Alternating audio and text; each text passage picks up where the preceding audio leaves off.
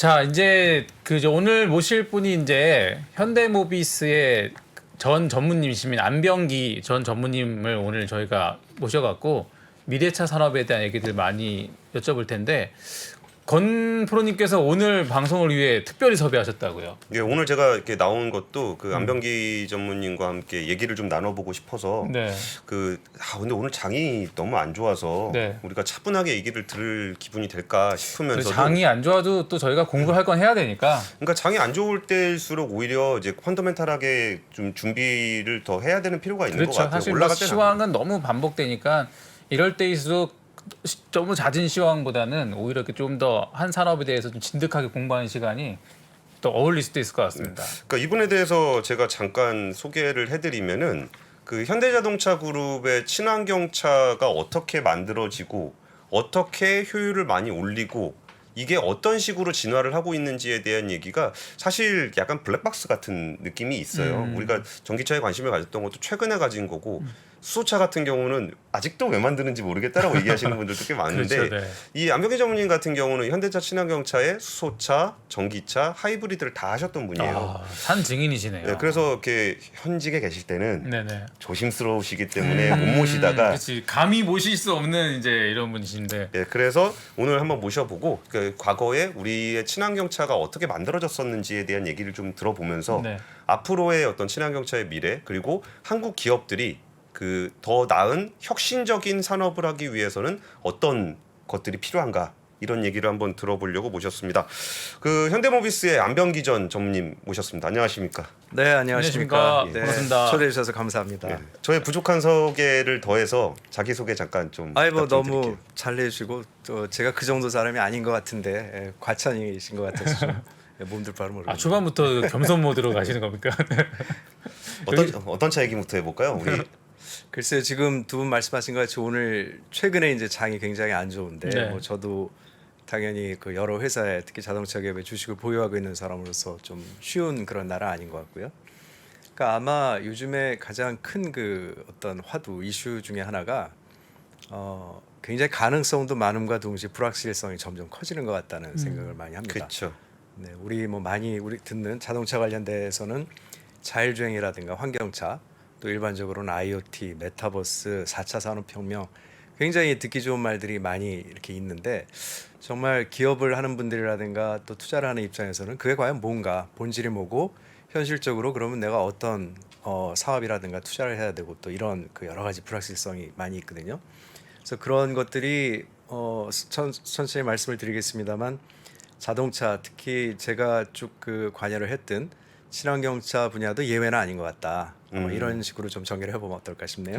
그러면은 아무래도 시청자분들께서 전기차에 관심이 제일 많으실 테니까 네. 그렇죠. 네. 현대차가 어떻게 전기차를 시작하게 됐고 좀 제일 좀 인상적인 그 차라 그러면 이제 아이오닉 시리즈가 될 네네. 것 같은데 그 현대차가 전기차를 개발하게 됐던 과정과 그 아이오닉이란 차에 대한 이야기 뭐 옛날 얘기 좀 네. 해주세요. 전기차를 처음 시작했던 거는 제가 그룹에 이제 입사하기 전이라 제가 상세하게 말씀드리기는 어렵지만 수소차 개발 이전부터 뭐 하와이에서 실증 사업도 하고 그런 그 굉장히 깊은 역사가 있습니다. 보통은 이게 수소차를 먼저 개발하다가 전기차로 넘어갔다고 생각들을 하는데 네. 사실은 전기차를 먼저 초기 차는 개발했었군요. 프로토타입 같은 수준의 전기차를 개발을 했었고요. 또 그때 인력들이 이제 수소차 개발을 하면서 많이 또 영입이 되고 수소차의 경우에는 1998년 9년경 그 이제 연말 연초에 이제 조직이 결성이 돼서 처음에는 뭐 굉장히 작게 시작을 했죠.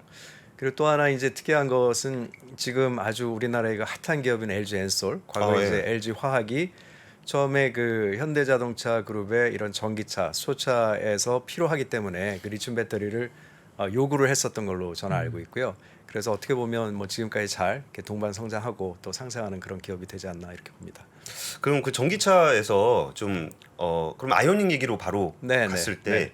사실 아이오닉에 대해서 좀 이렇게 그 잘 모르시는 분들도 많을 거고 그 평가가 좀 박한 측면도 좀 있다고 보긴 네. 해요.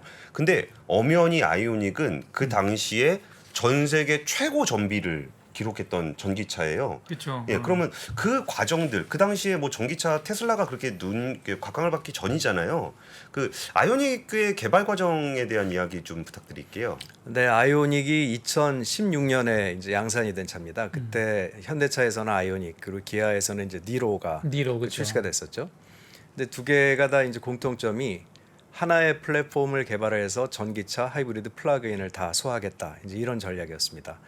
특히 그 아이오닉의 경우에는 승용이고 니로는 CUV다 보니까 저희가 목표로 했던 거는 그 어떻게든지 프리우스 연비를 능가해 보겠다라는 것이었죠. 프리우스, 도요타 프리우스. 네. 그 프리우스는 아시는 것처럼 1997년에 이제 1세대 프리우스가 나온 이후에 대략 한 6년, 7년경 이렇게 그 간격으로 계속 그 세대가 진척이 되고 있는데 그때는 당연히 뭐 전 세계에서 하이브리드 하면 누구나 다 프리우스를 알고 있을 때였고 저희가 그 벽을 한번 깨보자라고 이제 도전을 했던 것이고요.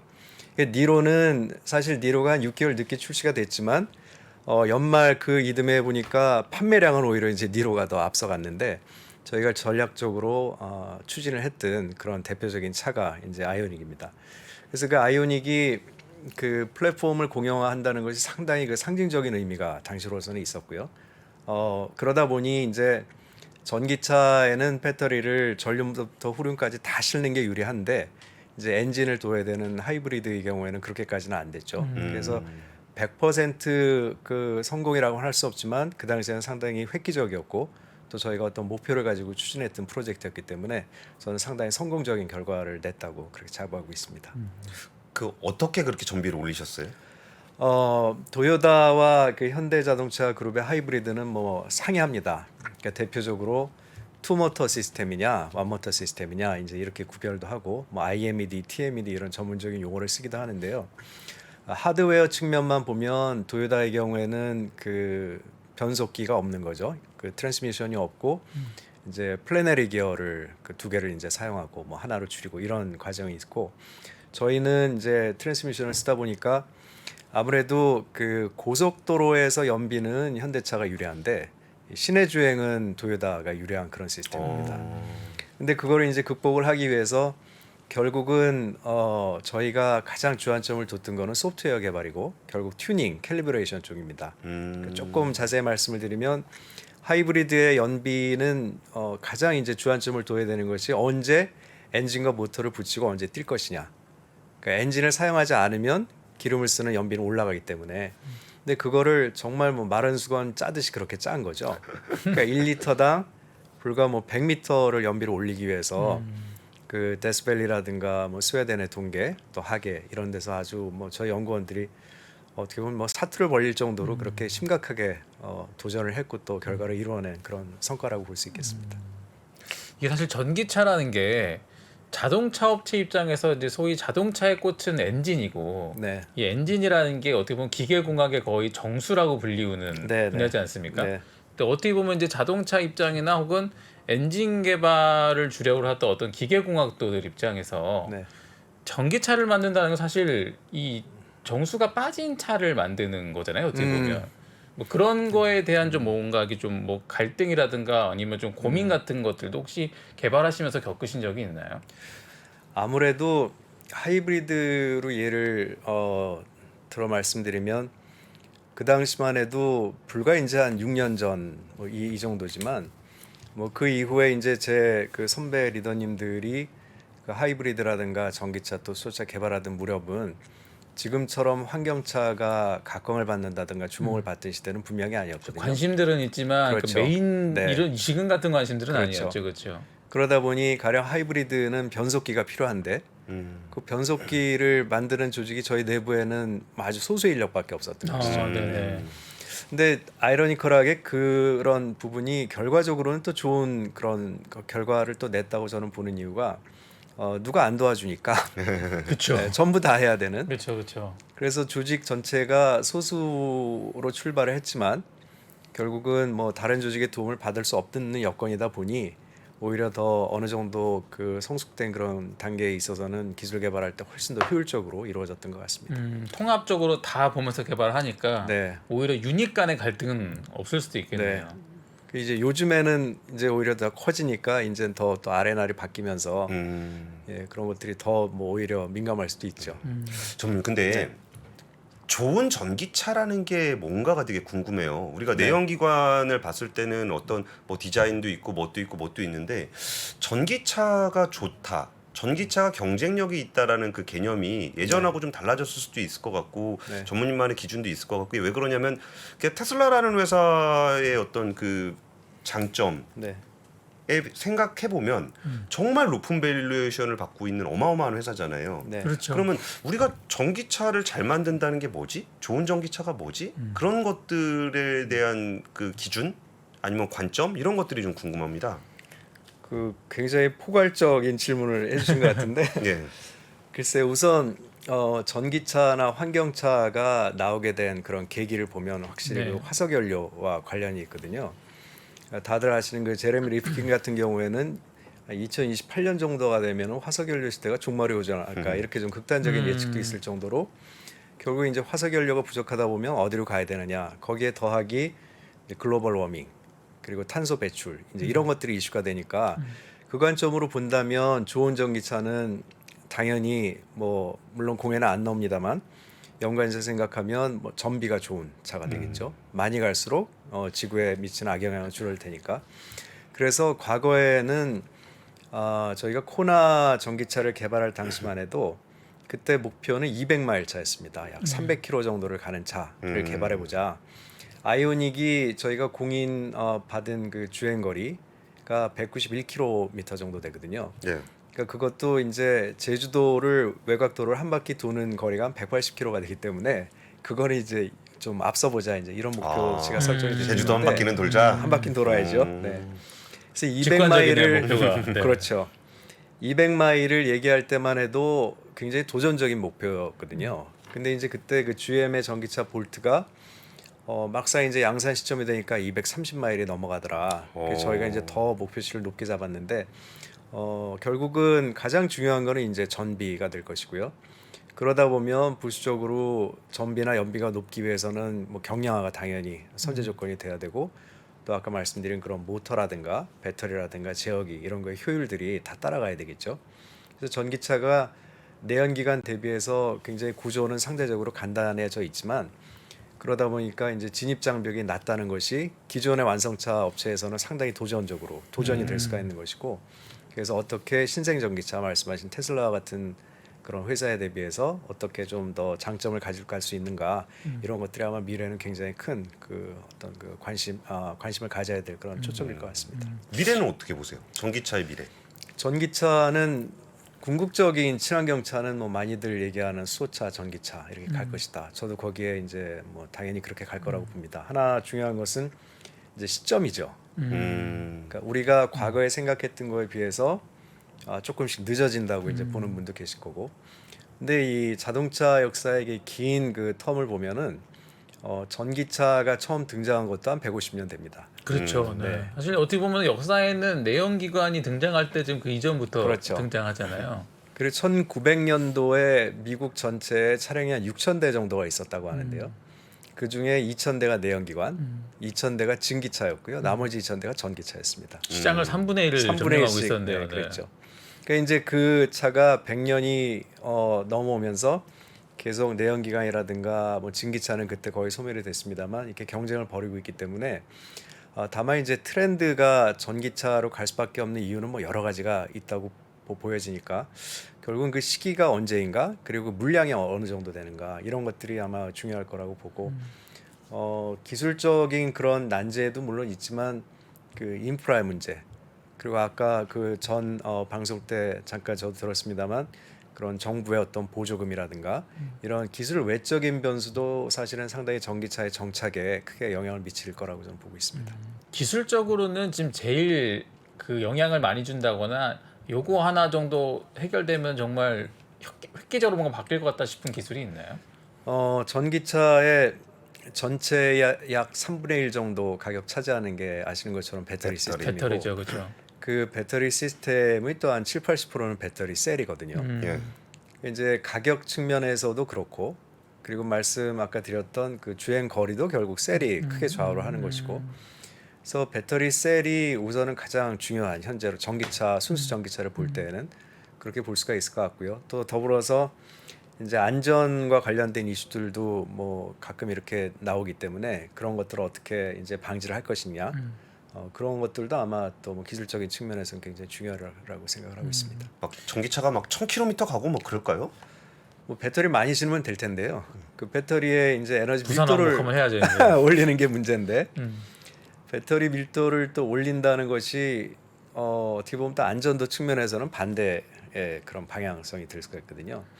그러니까 배터리 셀을 만드는 입장에서는 안전성도 높이면서 또 밀도도 높이고 이런 것들을 다 해결해야 되니까 굉장히 도전적인 과제가 되지 않을까. 또 이제 그런 측면에서 최근에 뭐 리튬 에어라든가 아니면 전고체 배터리 이런 것들을 연구할 수밖에 없는 이유가 그런 말씀드린 그런 이슈들을 제거하는데 어느 정도는 기여를 할 수 있는 그런 분야라고 할 수 있겠습니다. 아까 말씀 주신 대로 사실 진짜 전기차를 만드는데 제일 핵심 결국 배터리인데 어떻게 보면은 지금 자동차 메이커들이 대부분의 입장은 핵심인 배터리를 외부에서 사오는 구조로 가고 있는 거잖아요. 네.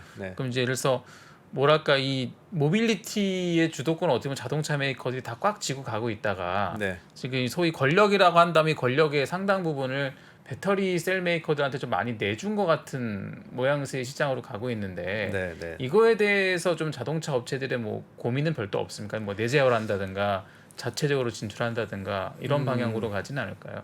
많은 회사들이 내재화를 검토를 했었죠. 근데 결국 그 내재화를 끝까지 추진한 기업은 사실 거의 없다고 봐야 그렇죠. 되는데 현실적으로 이제 단가가 안 맞는 거죠 지금. 그렇죠. 그러니까 이미 이제 뭐 LG나 삼성으로 보면 그 시장에 들어가서 또 양산을 한 지가 이제 20년이 넘은 회사들이고요. 또 뭐 아시아권들이 장악을 하고 있다고 봐도 과언이 아닌데 뭐 일본 회사들 또 중국에 최근에 부각되고 있는 CATL 같은 회사들 그러니까 그런데 그 화학에 관련된 것들 그런 장치 산업을 기계라든가 최근 들어 이제 한 20년 정도 전서부터 전기 전자에 관심을 가진 자동차 업계하고는 사실 DNA가 다르죠. 진짜 다른 것 같아요. 다릅니다. DNA 는. 네. 그래서 그걸 굳이 해야 되느냐? 음. 그거보다는 그런 업체들의 뭐 공급처가 많다 보니까 저희는 선택할 수 있는 그런 이점이 있다라고 봐도 될 것 같고 다만 그런 배터리의 어떤 그 기본적인 그런 피직스는 이해를 해야 되겠죠. 그쵸. 그래야 뭐 협업을 하든 아니면은 거기에 관리를 하든 이렇게 할 수 있는데 좀 데이터베이스가 생기니까요. 예. 전무님이 다니지 않는 회사인 네. 현대차 그룹의 전기차에 대해서 네. 좀 약간 객관적인 시각에서 어떤 평가를 좀 하고 싶으세요? 저는 뭐 객관적인 입장을 말씀드리겠습니다. 네네. 이제 제가 다니고 있는 게 저는 굉장히 잘하고 있다고 봅니다. 그러니까 아까도 그런 말씀을 나누는 걸 제가 얼핏 들었는데 그러니까 전기차에 일반적으로 이제 과거에 수소차만 그 권 팀장님 지난번에 방송하신 내용이었는데요. 수소차에 너무 집중하는 것이 아니냐 이제 이런 의견들이 있었지만 그때 이미 내부적으로는 전기차와 다른 환경차에 대한 계획들은 다 진행이 되고 있었거든요. 그래서 현대차 그룹이 제가 보기에 잘했던 거는 좀 힘은 들었죠. 왜냐하면 너무 많은 그런 차들을 동시다발적으로 개발을 하다 보니까. 근데 그런 그 어떤 추진력이 지금은 뭐 전 세계에서 환경차 하면 도요타와 현대차를 꼽을 정도로 그런 위상을 확립하게 된 계기가 됐다고 저는 보고요. 다만 이제 앞으로 어떻게 할 거냐 이것도 다른 얘기가 될 수 있습니다. 그러니까 아까 이제 테슬라 예를 드셨는데 테슬라는 뭐 우리가 알고 있는 4개 차종 가지고 100만 대를 연산하는 회사거든요. 그렇죠. 그러니까 이제 여기에서 또 다음 승부수를 던지기 위해서는 지금 굉장히 좋은 차가 이제 해마다 한두 종씩 이렇게 나오는데 어떻게 표준화를 하고 또 부품을 공용할 것이냐 그게 이제는 가격 싸움의 단계가 들어섰거든요. 그러니까 정보 대형화 보조금이 분류화가 되면 될수록 단가는 떨어지고 네. 사실 그걸 제일 잘해온 게 자동차 업계잖아요. 네, 그렇죠. 그러니까 거기에 어떤 이제 새로운 그 장에 들어섰다고 볼 수가 있겠죠. 이 전기차가 많이 이제 보급되면서 그래서 그런 표준화나 공용화를 하는 것이 완성차 입장에서도 중요하지만 사실 더 큰 압박을 받는 거는 부품 업체들입니다. 그러니까 부품 업체는 이 전기차 시장이 앞으로 이제 간다고 보여지니까 계속 어떻게든 진입을 하고는 싶은데 그러다 보니 이제 가격 압박을 많이 받게 되고 그게 이제 심해질 경우에는 R&D에 투자할 수 있는 여력이 없어지고 이렇게 악순환이 될 수가 있거든요. 그래서 그런 것들을 완성차와 부품사 간의 뭐 우리 흔히 하는 상생이 되기 위해서는 부품의 공용화라든가 또 표준화 이런 것들이 저는 상당히 절실하다고 봅니다. 전무님이 보실 때 대충 한 차종당 어느 정도는 팔려야 아까 말씀 주신 볼륨화가 나온다가는 내부 기준치 같은 게 있을까요? 글쎄요, 뭐 공장을 되게 하나 지으면은 보통 한 30만 대 이런 기준들이 있는데, 한 공장에. 네, 뭐 그게 이제 한 많이 차종만 팔아야 하는 되는구나. 것도 아니니까 되게 그 투자 가치가 있으려면 뭐 최소 아무리 적어도 5만 대, 그렇지 5만, 않으면 최소 10만 5만 대, 대. 10만 대 이상은 돼야. 그래 이제 규격화도 되고 그렇죠. 좀 대량 구매도 네, 가능해지고. 네. 근데 또 더 중요한 거는 어떻게 보면 그 차종이 오래 가져야 되죠. 그 설비가 다 감가가 될 때까지 그런 상각 기간까지 가져야 되는데 계속 새로운 차가 많이 나온다. 그러면 소비자 입장에서는 굉장히 좋을 수도 있지만 이제 자동차 업체라든가 또 부품 업체에 있어서는 그게 상당히 그 뭐 허들이 될 수 있습니다. 그럼 진짜 막 예전에 한국 영화 천만 영화 찍듯이 현대차에서 한 차종으로 100만 대 찍는 전기차 나온다면 굉장히 상징적이겠네요. 우선은 뭐 나올 수 있다고 네. 봅니다. 그럼 수소차 얘기 잠깐 해볼 건데 단도직입적으로 현대차는 수소차를 왜 만드는 겁니까? 수소차가 어떤 그 플래그십의 역할을 사실 충분히 해왔죠. 저도 수소차에 많은 이제 시간을 제 그 커리어에서 할애를 했었는데 현대차 그룹이 패스트 팔로워에서 어떻게 보면 프런트러너로 갔던 그 계기 중에 하나가 사실은 수소차였거든요. 그러니까 수소차의 개발 뭐 이력만 말씀드려도 한참 시간이 걸리겠습니다만 네. 간단히만 말씀을 드리면 다른 회사가 이렇게 하지 않았던 그런 도전적인 그런 과제들을 굉장히 많이 수행을 했었습니다. 전 세대 넥소의 전 세대에서부터 투싼. 넥소로 투싼서부터 이제 LMFC라고 저 2013년 2월달에 양산한 차인데 그때가 이제 도요타와 그 현대차 그룹이 양대 산맥 같이 그렇게 이제 되었던 시기죠. 근데 저희가 1년 한 9개월을 먼저 양산을 들어갔어요. 예. 2014년 11월 12월 경에 이제 도요타가 그 미라이가 나왔기 때문에 근데 그 리더십을 유지를 어떻게 할 거냐. 근데 뭐 방법이 없죠. 도요타가 저희가 양산은 저희보다 늦었지만 뭐 저력이라든가 연구 인력이라든가 역사 이런 것들은 많이 앞서는 회사였거든요.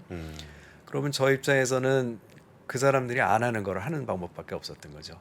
근데 그게 상당히 많은 리스크를 테이크해야 되는 그런 과제들이었는데 뭐 가령 수소블로어를 다 쓰는 거를 빼고 딴 이젝터나 인젝터 같은 걸 넣는다든가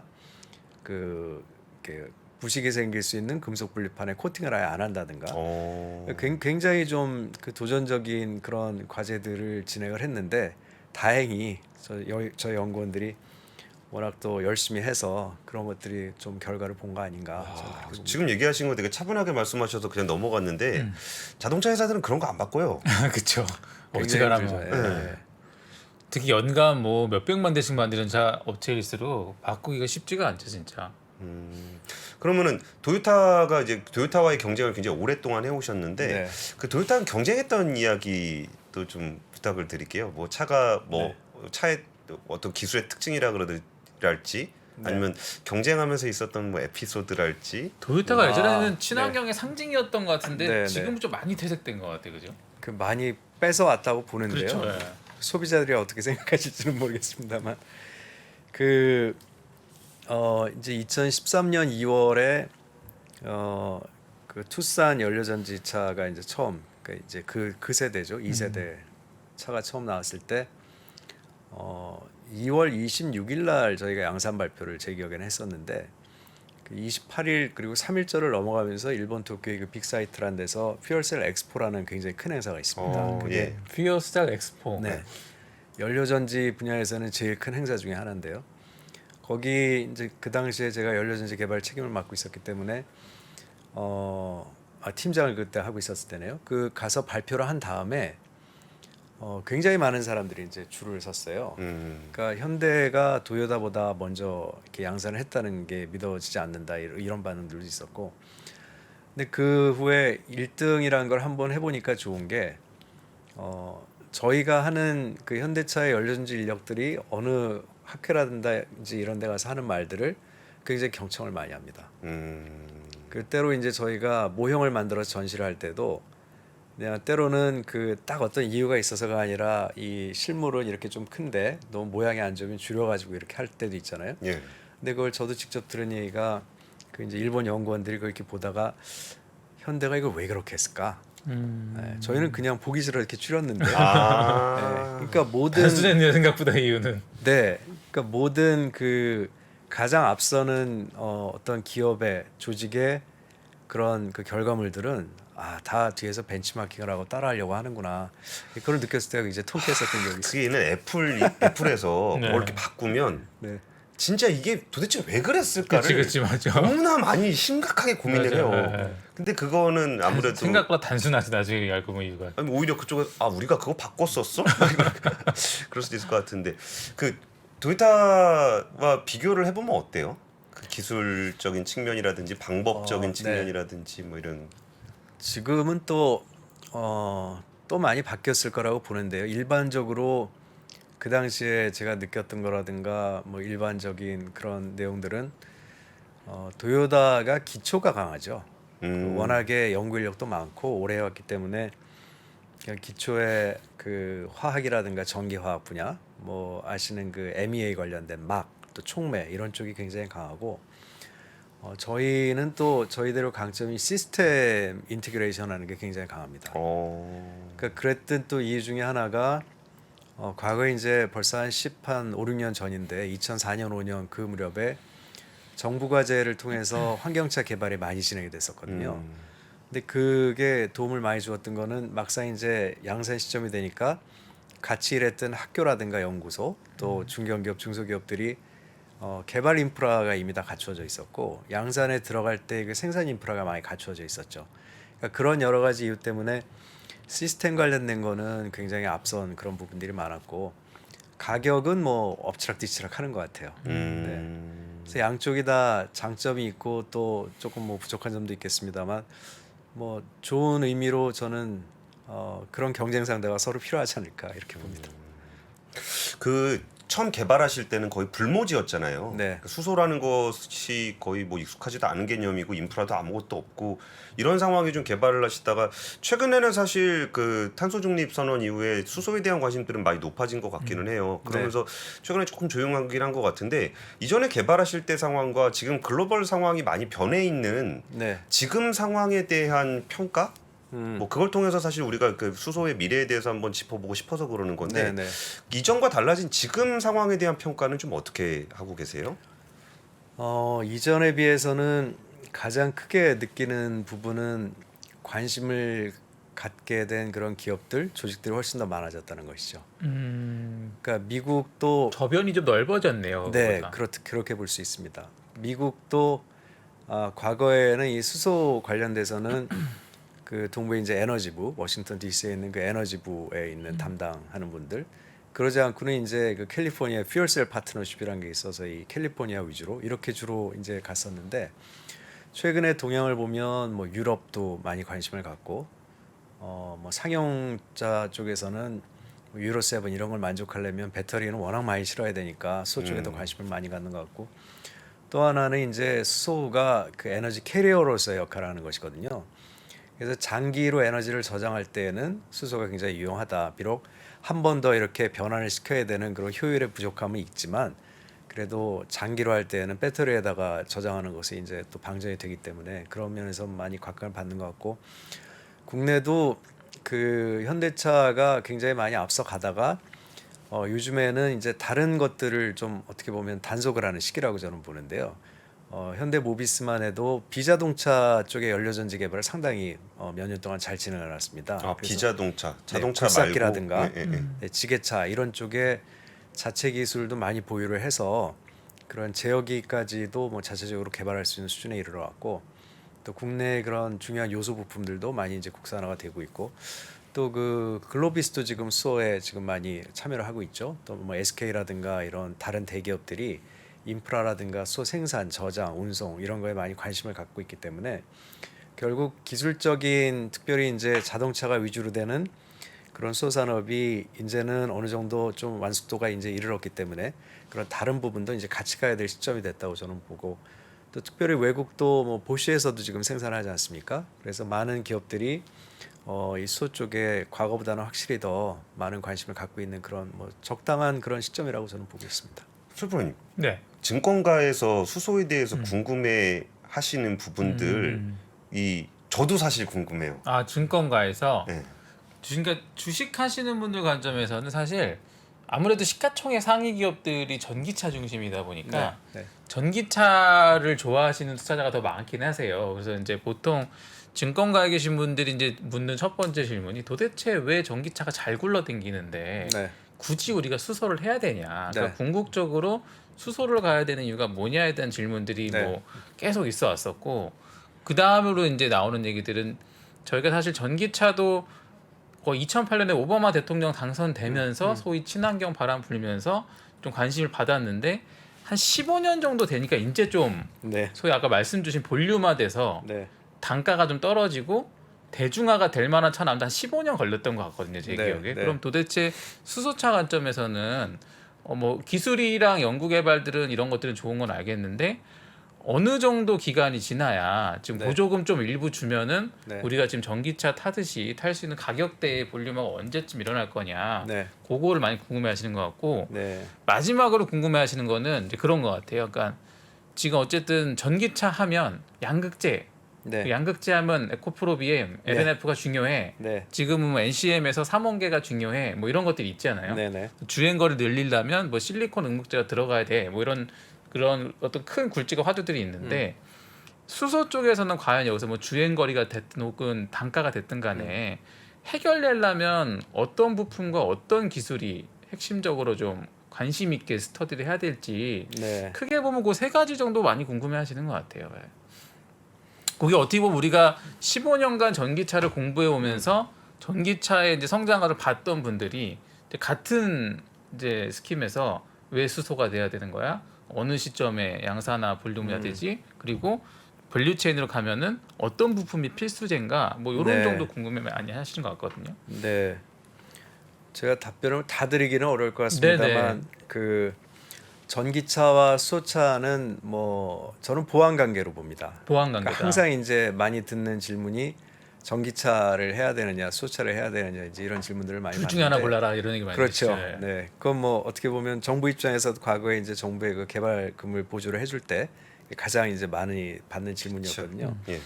근데 그 수소차가 저는 뭐 전기차, 수소차를 다 좋아합니다. 그래서 네네. 둘 다 하시죠. 네, 둘 다 이제 중요하다고 보고 뭐 거기에 더하게 하이브리드까지도 저는 애착을 많이 가지고 있는데 짜장 짬뽕을 다 겸직하시는. 네, 볶음밥도 같이 드시고. 그러니까요. 네. 볶음밥까지 가능한. 네. 그 전기차와 수소차가 가지고 있는 장점들이 좀 상이하거든요. 그러니까 대표적으로 충전 시간이라든가 이제 그 주행 거리는 수소차가 이제 유리한데 아직까지 수소차가 인프라가 뭐 많이 부족하죠. 이미 2000년대 초반에 2010년까지 100개의 소충전소를 세우겠다라는 정부의 로드맵이 있었는데 뭐 아직도 100개 안 되거든요. 예. 그러니까 이제 그런 것들이 걸림돌이 되죠. 근데 그 이유는 충전소 한 개를 건축하는 데 드는 비용이 전기차 충전기를 하나 건축하는 데 드는 비용이 한 100배 정도가 들어가다 맞아요. 보니까 이제 그게 쉽지 않은데 결국은 뭐 이렇게 엇물려 갈 것 같아요. 이 소비자가 어느 정도를 이제 원하느냐, 거기에 또 이런 그 인프라가 또 충족이 되느냐, 거기에 기술적으로 특히 그 가격 저감하는 것들이 어느 정도 진행이 되느냐, 이제 이런 것들이 이슈가 될 것 같고요. 그 전기차는 아무래도 이제 수소차보다는 간단하죠. 예, 시스템 자체가 간단하고 어떻게 보면 장난감처럼 뻥튀기 해놓은 것 같은. 그러니까 배터리와 주행에 관련된 그 모터 제역이 크게는 이제 이 정도로 이루어져 있기 때문에. 근데 이 수소차가 그 가지고 있는 장점도 사실 무시할 수 없거든요. 그래서 수소차의 가장 큰 그 화두는 결국 물량인 것 같습니다. 물량이다. 시장이 커져야 예, 시장이 커져야 가격도 떨어지고 그렇죠. 또 많은 관심도 받고 또 이렇게 될 것 같은데 전기차의 경우에는 가격 측면에서는 지금 확실히 유리하지만 최근에 이제 그 리튬 가격이라든가 또 모터에 들어가는 구리 뭐 이런 가격들이 폭등을 하고 있거든요. 양이 워낙 급격히 늘어나 버리니까 이제 그렇죠. 소재 감당이 안 되는 그렇죠. 거죠 지금. 그래서 그런 이슈가 수소차는 비싸기 시작해서 조금씩 떨어지는데 이제 배터리 차는 또 거꾸로 가다 보면 어느 정도 접점도 올 수 있지 않을까 이런 예측도 있고요. 궁극적으로 볼륨이 커졌을 때 수소가 더 구하기 쉬운 거죠, 리튬보다는. 그것도 뭐 에너지를 변환을 해야 되기 때문에 그렇죠. 그 거기는 과연 이 수소를 결국 물을 뭐 전기 분해를 하든지 여러 가지 지금은 뭐 부생수소를 저희가 사용하고 있는 양이 충분하기 때문에 아직 그런 걱정을 할 단계는 아닙니다만 결국 그 청정 에너지 원에서 어떻게 수소를 얻는가 뭐 대표적으로는 사실 원자력을 들 수 있거든요. 그렇죠. 그래서 그런 여러 가지 것들이 이제 충족이 되면 훨씬 더 빠를 것 같고 그렇게 본다면 지금 그 북유럽의 스웨덴이라든가 이런 나라는 이미 그런 단계를 많이 가고 있죠. 수소를 친환경 자원을 이용해서 친환경 에너지를 이용해서 수소를 만드는 그런 것들이 가능하기 때문에 아마 그런 나라를 좀 주목해서 보면 되지 않을까 그렇게 봅니다. 이거 되게 소소한 질문인데요. 저희 댓글창에도 좀 올라왔는데 백금 수소 얘기하면 항상 백금 얘기를 많이 해요. 백금 가격을 못 떨어뜨릴 거 아니냐. 이 백금 촉매 관련해서는 수소 연료인지를 만들 때 좀 어떤 그 그림들을 가지고 계셨어요? 백금이 뭐 제일 큰 사실 걸림돌 중에 하나인데요. 근데 백금은 사실 회수가 또 됩니다.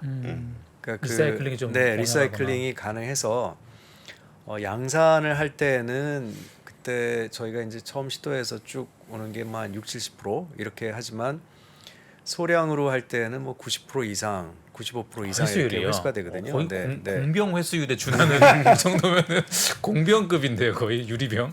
그리고 순도도 뭐 99.9% 이렇게 가능해서 그런 것들도 지금 계속 저희도 그 기업하고 같이 연구도 하고 양산에도 적용을 하고 있습니다. 그러니까 당연히 이제 많이 들어가는 거는 물론 맞지만 그런 분야는 또 도요타가 굉장히 양을 많이 줄였어요. 이번에 미라이 그 세컨 제너레이션에서 많이 줄인 걸 저희가 보면 기술적으로 가능하다고 보고 또 그런 게 이제 회수를 통해서 다시 재사용될 수 있는 거를 보면 그게 일반인들께서 우려하시는 정도의 그런 우려거리는 아닌 것 같다. 저는 그렇게 봅니다. 되게 보수적으로 말씀하시는데 네. 백금 사용량이 네, 그 98년에 처음 만들었을 때에 비해서 네, 정말 많이 줄었어요. 많이 줄었죠. 수입량 네, 자체가. 네. 네, 그건 들어가는 왜 거- 기술의 혁신이 계속 일어나는 결과겠네요, 네. 그렇죠? 그렇죠. 얼마나 이게 백금을 좀 얇게 이게 고르게 까느냐에 따라서 백금 사용량이 많이 줄어드는데 그 예전 거 그 옛날 뭐 GM에서 만든 트럭이라든가 그 버스 같은 거, 밴 같은 거에 막 이만한 거에 있는 백금은 정말 많이 들어갔더라고요. 거의 차값 정도 들어갔더라고요. 금값만. 근데 뭐 지금은 거의 한 300~400만 원대 네. 그 정도로 많이 줄어들어 있는 걸로 봐서는 뭐 백금 촉매 관련해서 원자 그 회수까지 한다면 뭐 그렇게까지 부담되는 수준은 아니라는 생각이 좀 들긴 하는데 우리 그 우산 장수 네, 와. 네, 네. 그 집신 장수 아들을 둘 다 네. 두고 계신 어머니께 네. 짜장면과 짬뽕을 동시에 네, 조리하시는. 그걸 왜 이분께 여쭤보고 친환경차의 미래에 대해서 여쭤보고 싶은 그쵸. 건데 왜 이분께 여쭤보고 싶으냐면은 전기차 진영에서는 당연히 전기차가 아예 지배를 할 거라고 얘기를 해요. 그렇죠. 예. 그리고 수소차 진영에서는 이런저런 한계에 대해서는 얘기하지만 결과적으로 마지막에는 수소차가 될 거다. 될 거다 예. 이렇게 얘기를 하는 게 사실 그분들은 진심으로 그렇게 생각하기 때문에 자기가 그 업계를 사랑하고 거기에 대해서 연구를 하고 계신 거잖아요. 그러니까 우리 어머님께 그 친환경차의 미래를 좀 어떻게 보고 계신지 좀 궁금해요. 저는 뭐 우산 장수, 집신 장수 아들이 다 귀하니까. 그렇죠. 골고루 잘 두루두루 근데 형제 실제로 저는- 우애 깊게 형제간의 우애 깊게. 실제로 저는 그렇게 봅니다. 그 물량의 비율이 어느 정도로 분배될지는 뭐 저도 예측하기가 어렵지만 그건 시기에 따라 달라질 것 같고요. 근데 말씀드린 것처럼 두 차종의 장단점이 어떻게 보면 좀 이렇게 탁 나뉘거든요. 그러니까 그 시대의 또 뭐 자원이라든가 우리 지금 그 아까 서두에 말씀드린 불확실성 가운데는 지금 뭐 우크라이나 러시아 전쟁도 다 아시는 것처럼 있지 않습니까? 근데 또 이 자원의 리튬이라든가 이 코발트 시장을 봐도 전 세계 코발트의 뭐 물동량 중에 한 63% 정도가 이제 콩고라는 나라에서 나고 저 말 끊어서 죄송한데 네. 우리 장남도 좀 껴주죠. 내연기관, 장남도. 네. 대연기관까지 포함해서. 아들이 예. 점점 많아지네요. 아주. 네. 그래서 그런 그 자원을 사실 중국이 굉장히 자원 해결 잘했어요. 그러니까 리튬도 뭐 호주 아니면 이제 안데산맥을 따라 있는 한 세 나라 정도가 굉장히 많이 가지고 있는데 그런 거를 보면 이 기술적인 문제도 물론 있지만 그런 지금 현재 벌어지고 있는 그런 서방과 또 그 진영 간의 어떤 그 뭐라 그럴까요 갈등 이런 것도 분명히 자원과 관련되기 때문에 뭐 히토리오 마찬가지입니다만 또 영향을 미칠 수도 있을 것 같고요. 그러다 보면 이 내연기관차가 완전히 버릴 카드냐 또 그것도 아닌 것 같다는 얘기죠. 그래서 그 시점과 이런 것들이 굉장히 중요하다고 볼 수밖에 없는 이유가 지금 그 사실은 완성차 업체들이 전부 골머리를 앓고 있는 그런 분야입니다. 어느 시점에 우리가 어느 정도까지 전기차로 올인을 해야 되느냐 이제 이런 것들 또 이제 정부의 규제가 있기 때문에 또 따라가야 되는 것도 있거든요. 그래서 아마 겉으로 이렇게 얘기하는 부분도 물론 당연히 중요하지만 그 내부에서 어떤 전략을 가지고 움직이는가 이거는 각 기업의 굉장히 생존 전략과 무관하지 않다고 보고요. 그래서 당장 데이터를 보더라도 한 2030년 정도에 순수 전기차의 물량을 대개나 25% 30% 정도를 보죠. 그리고 한 40%까지 좀 극단적으로 보는 그런 기간도 있습니다만 그러면 그냥 산술적으로만 보면 아직도 한 70%는 엔진을 달고 나온다는 얘기거든요. 그렇죠. 네. 하이브리드가 되든 뭐 정말로 클린 디젤이 되든 그래서 그런 부분은 그 각 특히 이제 완성차 업체의 전략을 구사하는 분들이 굉장히 뭐 머리를 싸매면서 고민을 해야 될 부분인 것 같고요. 또 부품사나 이 협력사 입장에서는 그런 전략들을 잘 봐야 되는데 그러면 어떻게 이제 생존 전략을 필 것이냐. 그 가장 중요한 것은 뭐 좀 원론적인 이야기이긴 합니다만 업체의 공급망을 다양화해야 된다는 거죠. 그러니까 많은 그 OEM들을 접촉을 해서 그런 기술들을 또 팔고 그렇게 해야 되는 그런 상황이라고 봅니다. 뭐 아까 말씀하셨던 보쉬와 같은 그런 전략들, 네 그런 게 필요하다고 봅니다. 한편으로는 그런 생각도 들어요. 그러니까 전기차도 사실 모두가 조금씩 연구는 했지만 테슬라라는 아주 여기만 올인한 게임 체인저가 나오면서 네, 어떻게 보면 네, 시장을 네. 끌고 네. 갔잖아요. 네. 그런 측면에서 이제 수소차는 여러 기업들이 하고 있는데 아직 수소에만 미쳐서 뭔가 이거를 끌고 가는 기업들은 네. 상대적으로 좀 안 보이는 거 아닌가. 그래서 약간 현대차 그룹을 보는 관점도 잘하고 있고 오래 하고 있고 잘할 것 같은데 여전히 이제 아들이 많다 보니 네. 이것만 미친 듯이 끌고 갈 수 없는 좀뭐 태생도 네. 한계가 있는 게 아닌가 이런 좀 고민들은 좀 들거든요. 네. 뭐 저희가 특히 우리나라 기업들이 인력이라든가 그런 다른 리소스가 충분한 상태에서 뭘 해보지 않았기 때문에 그렇죠. 하지 자원 않고도 배분을 해야 되니까 아무래도. 잘 해왔거든요. 그래서 아마 앞으로는 사실 그런 게 조금 더 전략적으로 갈 필요는 있을 것 같아요.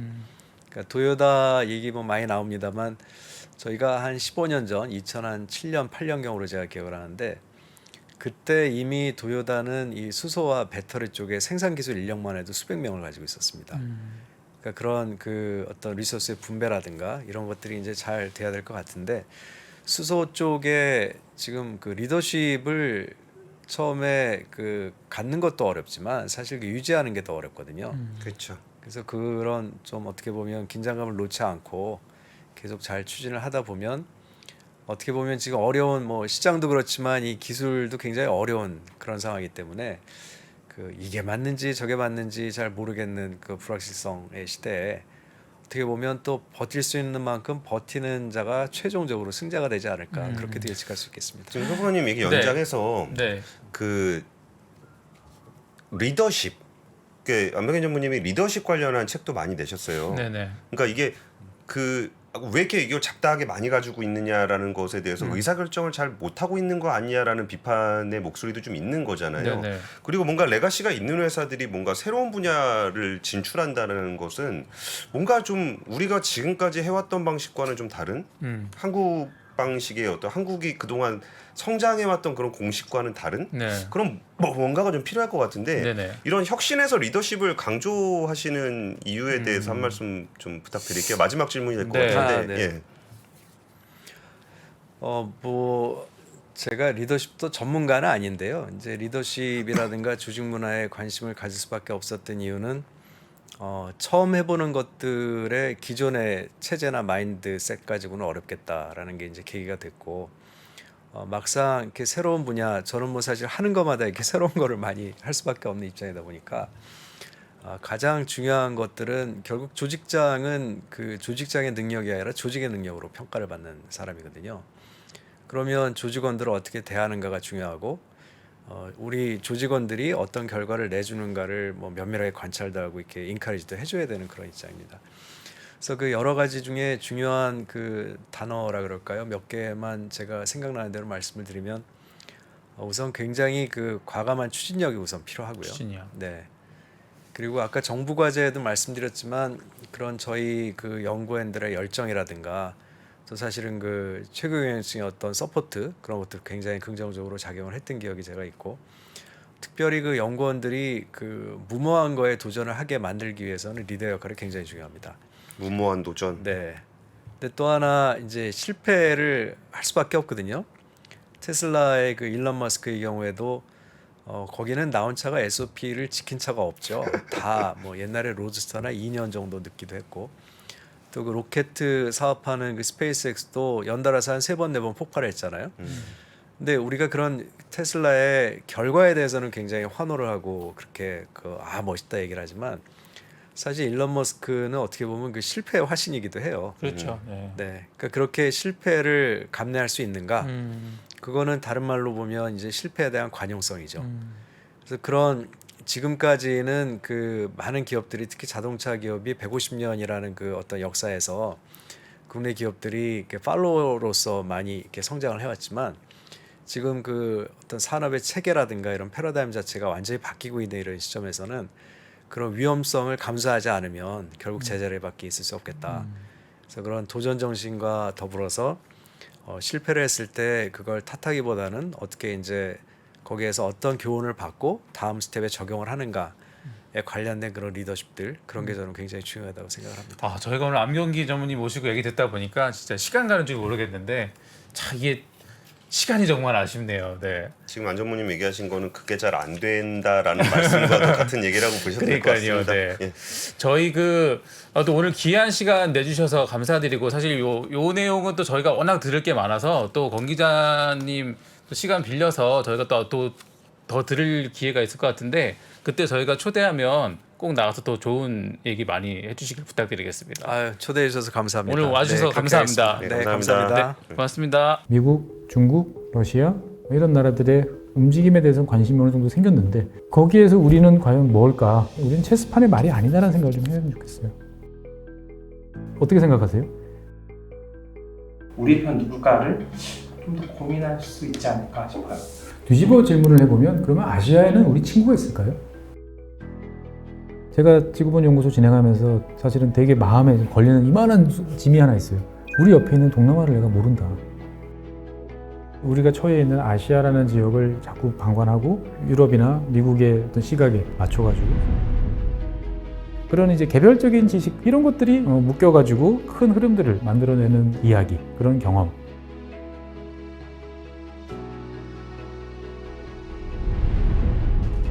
작고 잡다한 지식이라도 그것들을 절대 무시하지 말라. 나는 그건 되게 긍정적이고 그런 지식들을 연결해서 말 그대로 위즈덤이잖아요. 정말 현명해지고 뭔가 남들하고는 좀 차별화된 그러한 관점 그리고 그러한 비전